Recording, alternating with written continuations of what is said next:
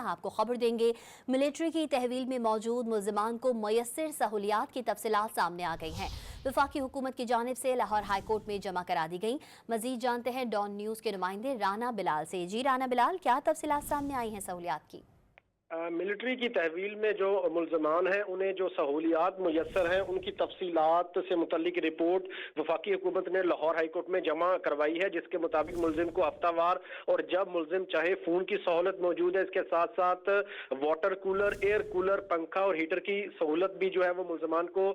دی جا رہی ہے، جبکہ ملزمان کا ضرورت کے وقت سی ایم ایچ ہسپتال میں باقاعدہ چیک اپ بھی کروایا جاتا ہے اور ملزم کی خواہش پر انہیں جو کتابیں ہیں وہ بھی مہیا کی جاتی ہیں۔ اس کے ساتھ ساتھ وفاقی حکومت کی جانب سے جو رپورٹ جمع کروائی گئی ہے اس میں یہ بھی بتایا گیا ہے کہ ملزمان کو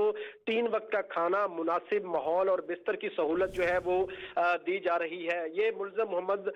فروخ کے گھر والوں کی جانب سے ایک درخواست لاہور ہائی کورٹ میں دائر کی گئی تھی اور جس میں ملزم کو دی جانے والی سہولیات کے بارے میں تفصیلات کے لیے استدعا کی گئی تھی اور اب اس درخواست پر وفاقی حکومت نے رپورٹ لاہور ہائی کورٹ میں جمع کروا دی گئی ہے، جس میں یہ تمام تر تفصیلات بتائی گئی ہیں کہ ملزمان کو واٹر کولر